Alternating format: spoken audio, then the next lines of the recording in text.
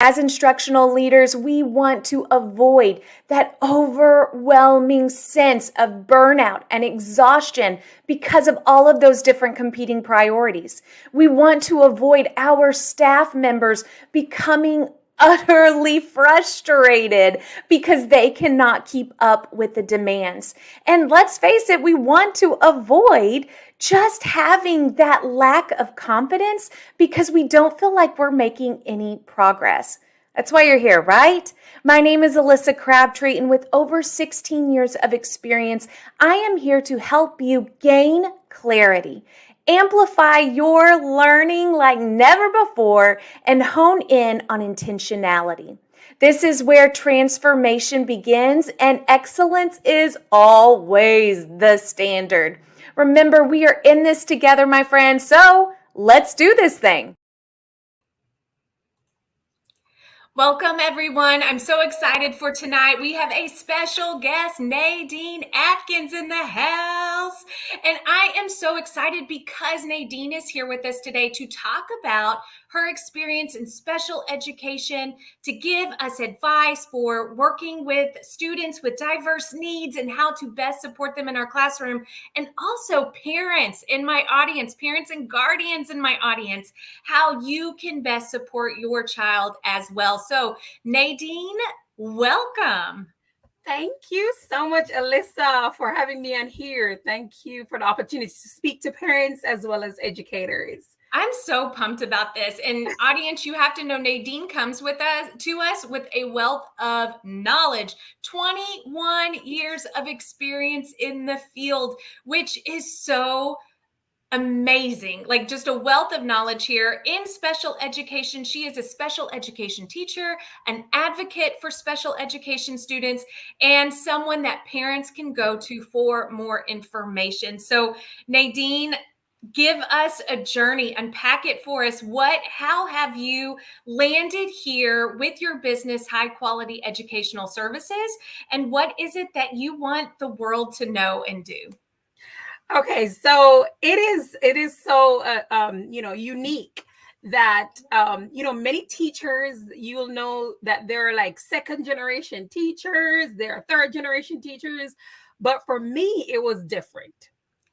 I'm a first and only person, only teacher in my family, so I'm kind of like by myself. Most of the people in my family, they are in the medical field or they're in something else. So a lot of times they're like, girl, I do not know how you do this.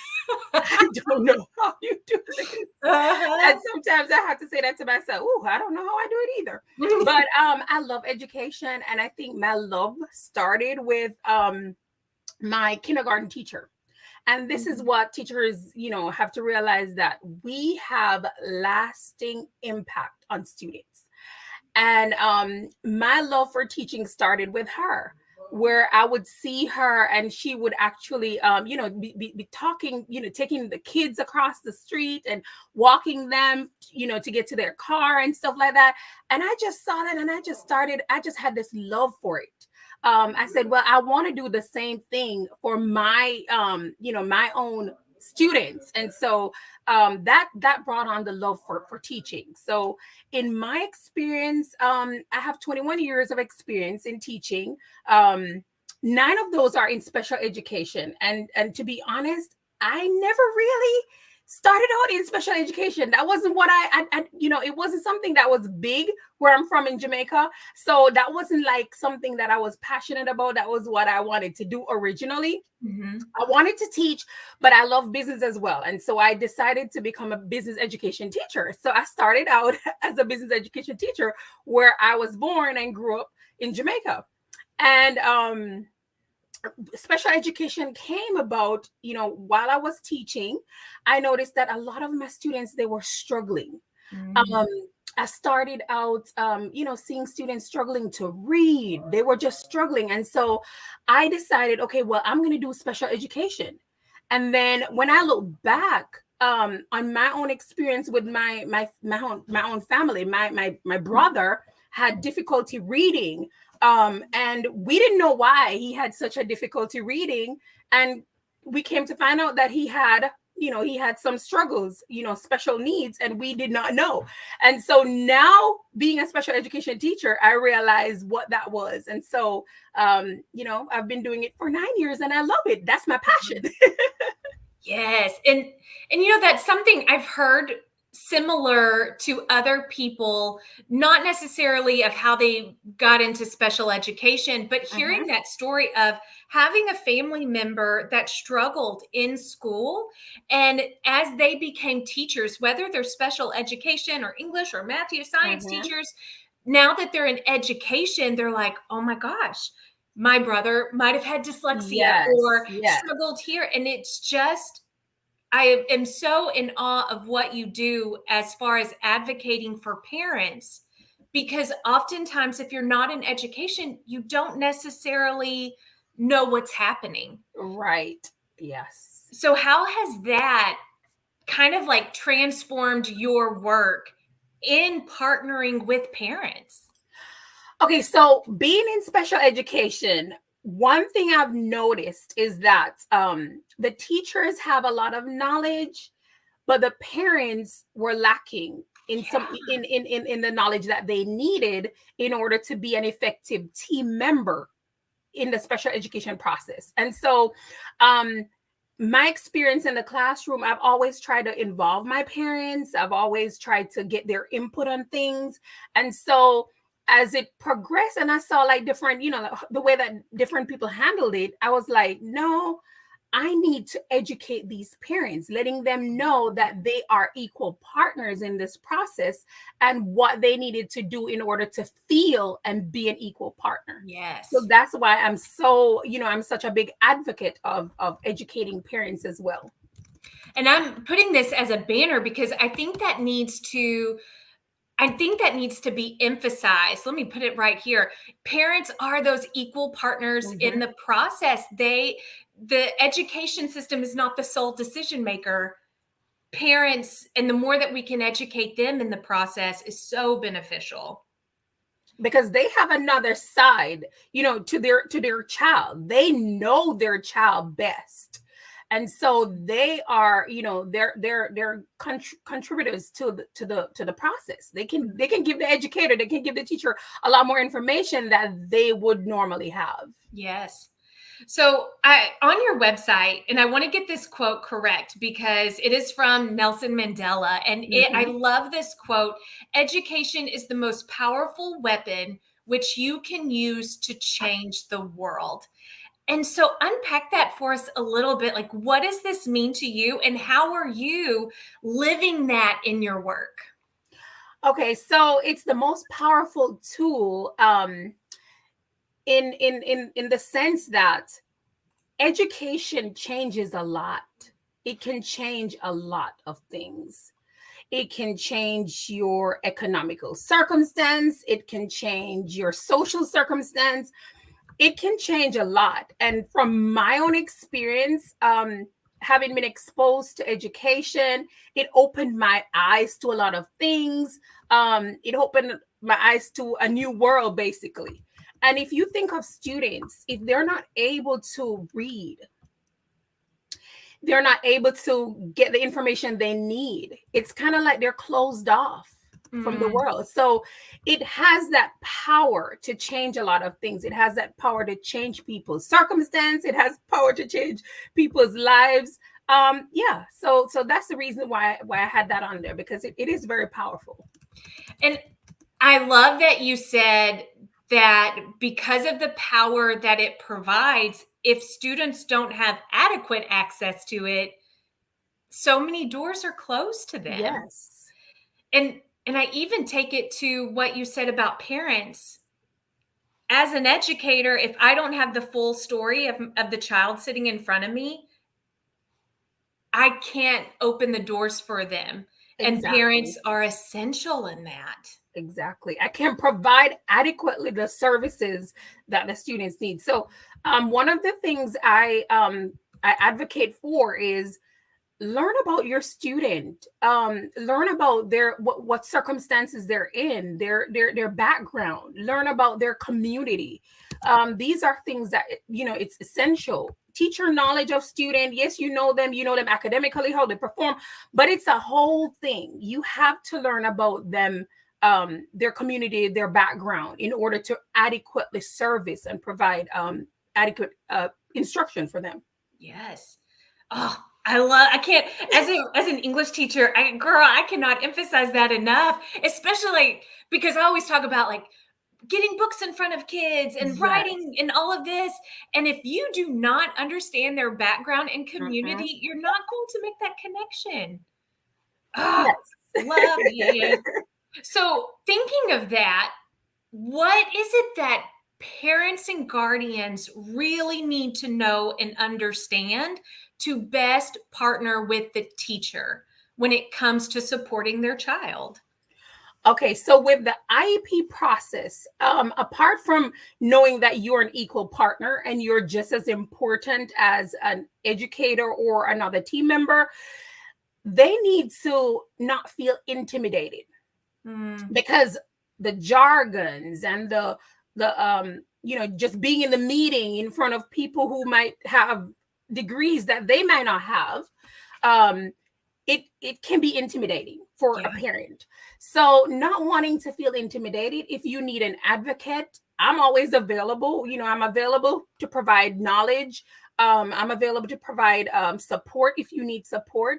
My website has a lot of information that I provide to parents, just things that you need to know. And also, parents need to make sure that during the IEP process, they have you should be getting like a booklet. The booklet explains your rights as a parent. So make sure that during the IEP, like at the end of the IEP, especially like annual IEPs, you usually get that at the end of an annual IEP. So make sure you have that booklet or ask for it.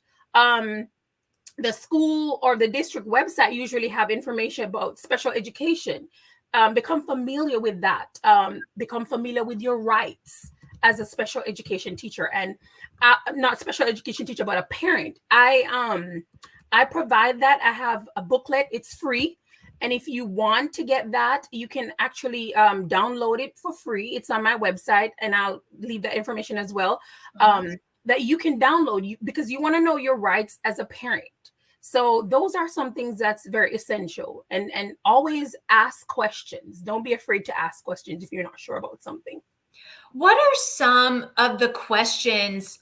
Because, and it's so funny, Nadine, it was, I guess maybe ironic. I don't know if that's the correct term to use, but today during my daughter's dance class, there were some parents in the waiting room, and we were talking about questions to ask during IEP meetings, because one of the parents is questioning some things that are happening with their son and the dyslexia program that they're in. So what are some questions that you highly encourage parents to ask to get clarification on the supports that their child is receiving without coming across as offensive? Like they don't want to come off as badgering. Yeah. Okay.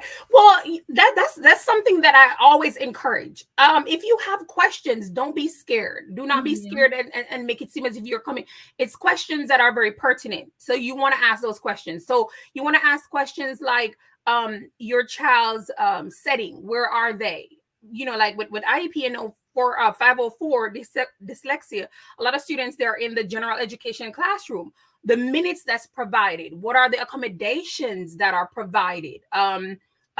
Were those accommodations, were they discussed with you? You want to make sure of that. You want to make sure that you have a copy of the documentation. If you don't, when can I get a copy of documentation? When can I see it? Because you're always, whatever is discussed, you should always get a copy of whatever is discussed. So you should always get a copy of your IEP. Make sure you get a copy of that. So those are some questions, the minutes, the accommodations, when the students, their objectives, what are their objectives for the year? Because usually you have like a reading or a math objective, and those are usually for the year, unless they make an amendment to, to those objectives, but they're usually annual. So ask those questions, and those things will be very beneficial for you and for you supporting your child. Yeah. And I think sometimes parents, like you mentioned earlier, are just a little hesitant because of the jargon that's used. Right. So I love that your services provide support for parents to sit comfortably in those meetings. Yes. I love that. Now, we've talked a lot about parents. Thinking about the classroom teacher, what are some ways that classroom teachers can effectively and efficiently create inclusive, safe environments for their students? Okay. So for diverse students, try to make sure that you praise them. You know, you want to praise them. You want to look for the little things that they're doing well. Don't harp on what they're not doing well because that will cause them to kind of shut down. But you wanna focus on the things that they're doing well. Highlight those. Give them opportunities to be able to be successful. So maybe you want to modify an assignment, or you want to modify the amount of work you give them, but the same kind of work, but just modify that, giving them opportunities to excel. You want to make sure that you are your their support system, and you also want to make sure that the environment is not harsh. You want to provide opportunities for that student to calm down, because a lot of times what I've seen is the students might become aggressive because the task might be difficult for them. Uh-huh. And sometimes they might be coming with baggage, baggage from home, baggage from their community. So you want to know about these things, and you want to provide spaces for them to be able to kind of be calm and relieve these negative emotions. And I talk a lot about that. I did a webinar on shifting the mood of a classroom. How can you shift the mood of a classroom? By becoming trauma informed. They might be going through stuff. They might have lost a parent. They might have lost some relative. They might have just had something happened bad in their neighborhood. We want to be cognizant of these things, and we want to make sure that we provide those safe spaces, for a student, not adding to the negative, but being positive and praising them and giving them those affirmations. Yes. Nadine, I love that. And one of the things that I do talk about a lot in my online courses are just standing at the door and greeting your students. Right. But just even because, yes, it's great for classroom management, all of that, but it gives you such a gauge on the temperature of your students. Right.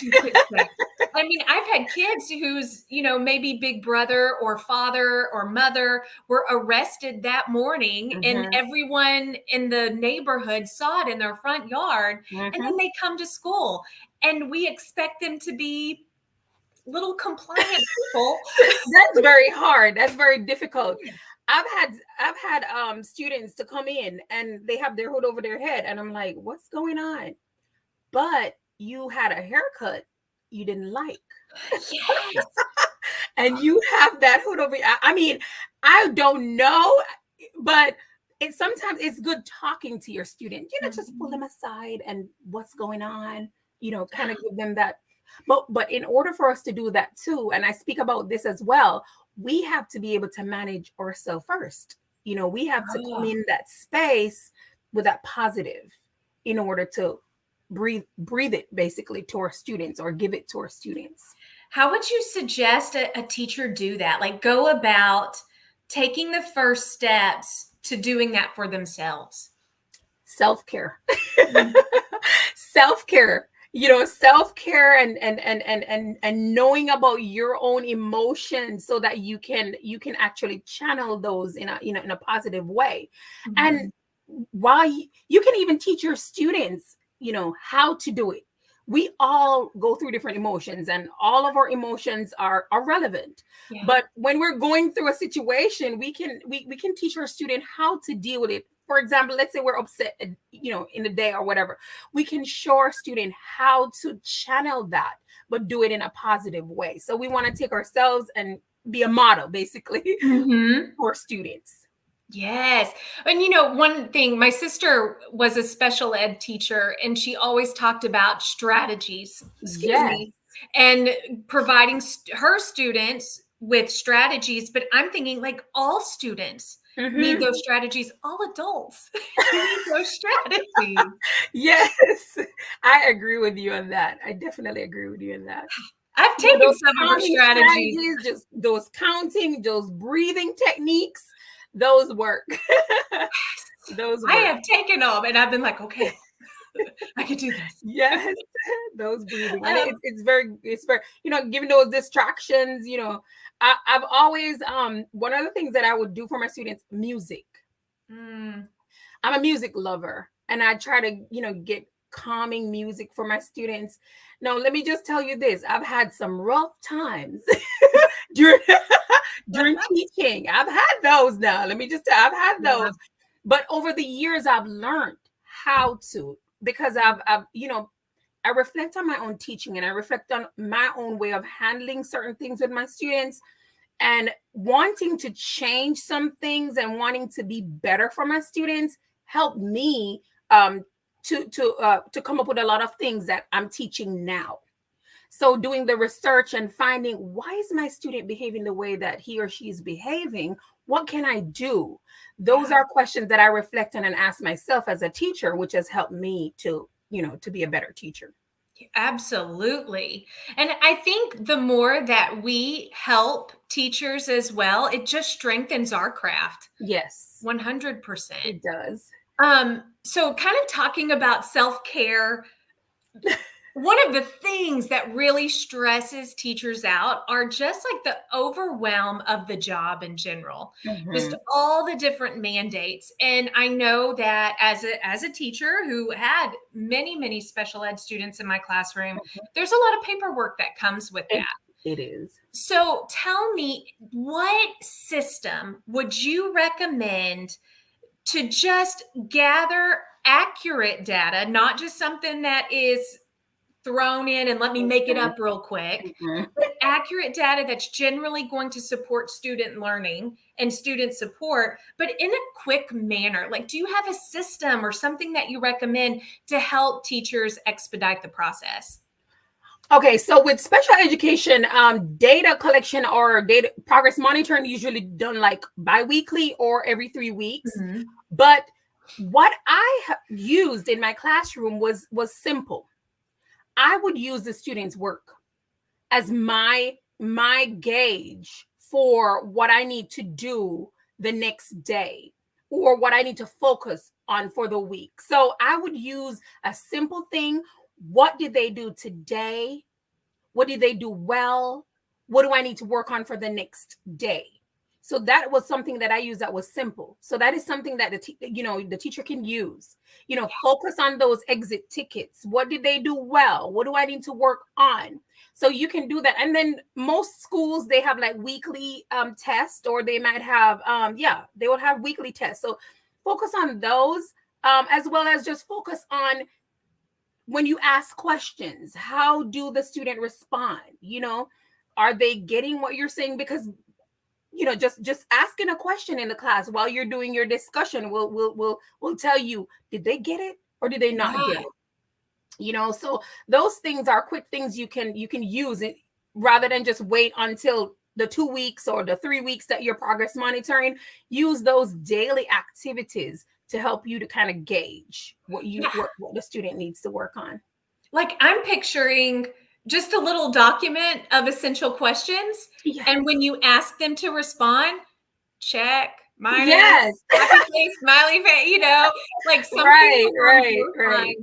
I was so blessed with some of the best co-teachers ever in the classroom. And so how would you suggest building that relationship with co-teachers so that things are run efficiently? And it made my life so much easier, because my co-teacher and I, like, we were jiving. how would you recommend teachers build that relationship with their co-teacher and vice versa? Okay, one of the things is making sure that you have mutual respect, because a lot of times it might seem as if a special education teacher is a teacher assistant, but they're not. They're not. They are the specialist as far as the special education student is concerned. So you want to utilize their knowledge. And one of the things that I did was I planned with my my teachers, my general ed teachers. Planning with teachers is very good. Maybe you don't have the time for the entire, let's say a whole hour of your planning or whatever, but you want to make sure that you know what is being taught for the week. Yes. Get a copy of their lessons, their lesson plans, what is being taught, so that you can know, okay, well, this is going to be done Monday. What do I need to do? What materials do I need to have to make sure that I know? And do not go in the classroom not knowing what. Yes. It's good to be aware so that if they need you, they can rely on you.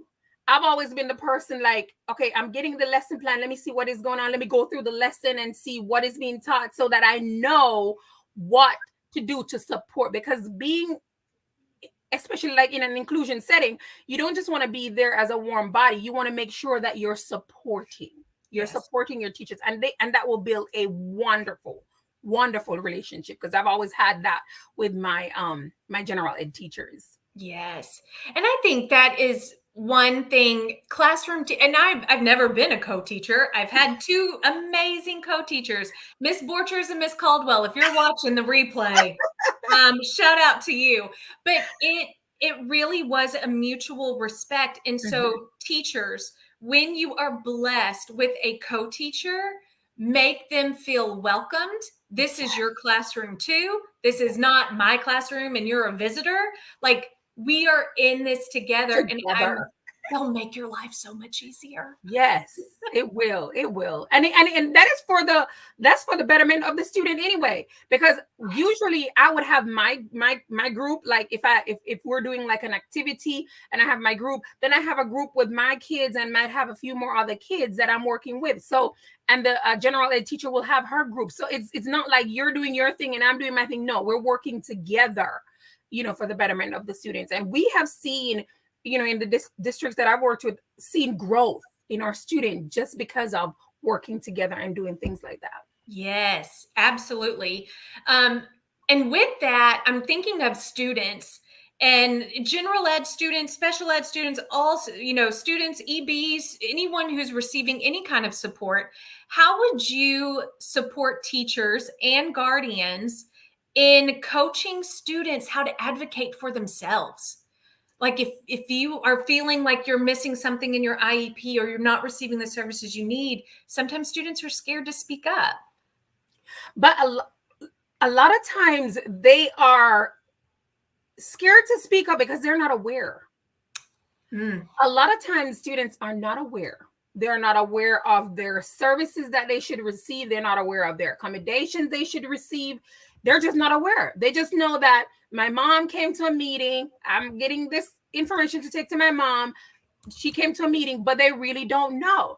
And so that is something that I also advocate for.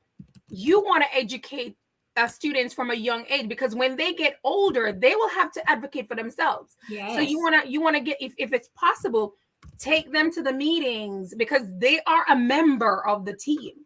And many people might omit that they are a valid member of the team. When you have your IEP, the student is a member, documented on that.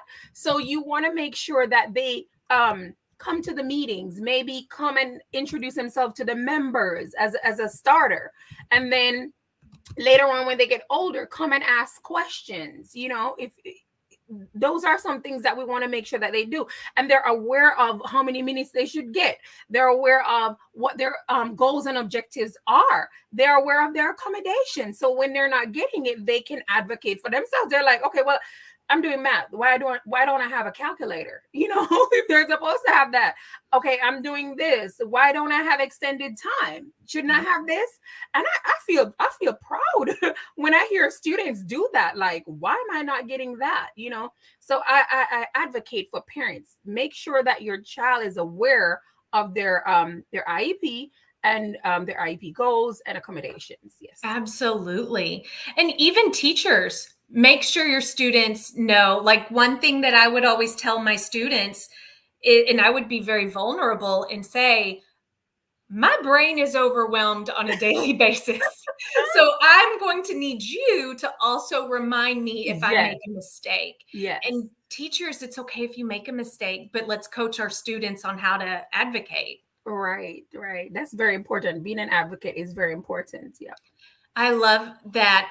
Well, like I said earlier, I love that you are supporting parents.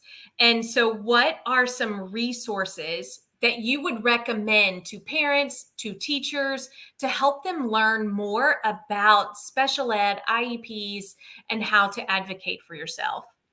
Okay, so I'm a very good resource. Yeah. Yay. Okay, so my business, we actually have a course that is outlines the IEP for parents as well as for educators. So if you would like access to that, it's on my website as well, that you can gain access to it. But I also wrote down, like, each parent, like I mentioned before, they should have a document at the end of an IEP, annual IEP. It outlines their rights. If they don't have that, I can make one available to them, or I can give them information about that if they don't have it. Nonprofit organizations are very good. I know one, Families Helping Families is one of those organizations. I think that is a nonprofit, and they have a lot of resources that's available for parents. So they can use those. And I also have a parent advocacy group where I post a lot of information for the parents that you can gain access to. If you have questions, you want to share information with other parents, you feel free. It's a Facebook group that you can feel free to join. It's free. If you look for Nadine Atkins on Facebook, you'll find it, and you can become a member of that if you're a parent of a diverse learner and you would like access to information. Now, as far as educators, there's a lot of information. A lot of times on your district website, there are a lot of information for students with disabilities.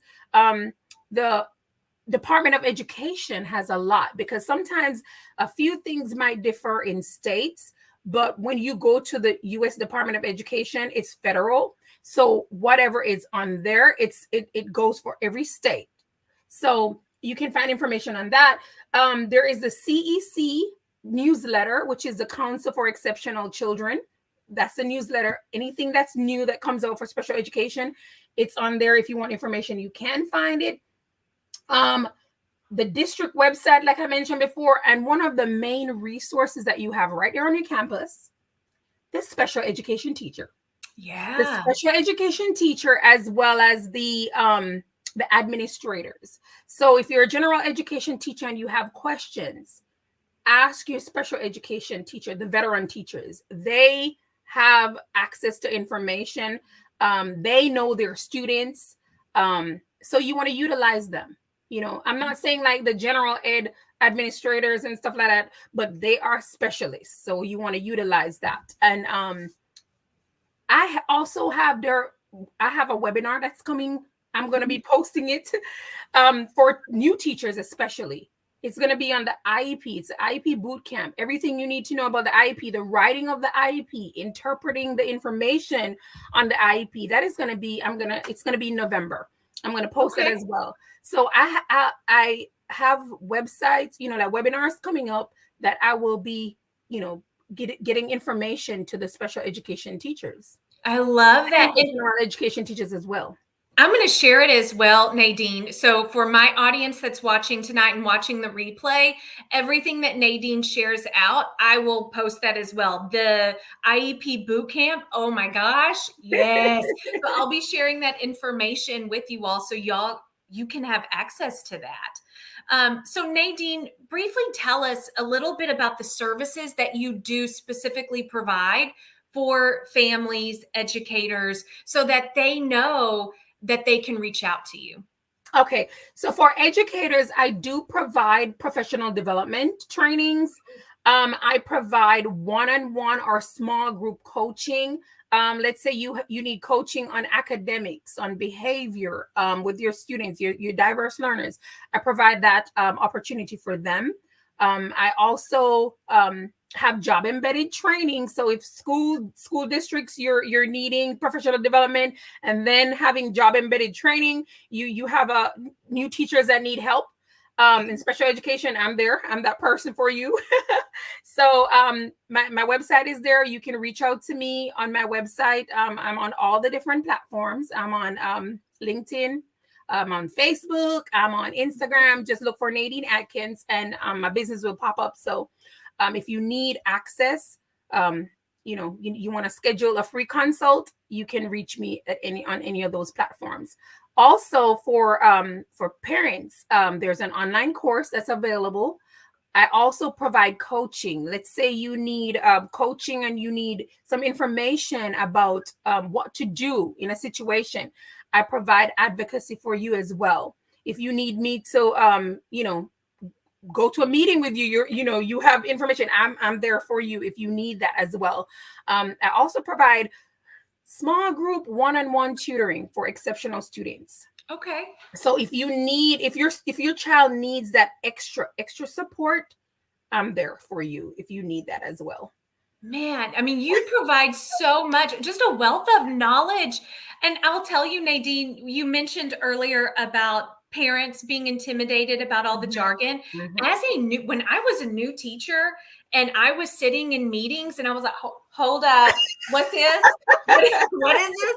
I was intimidated. I mean, there are still educators that can be intimidated by the different, like you said, jargon, laws, compliance issues, like all of that.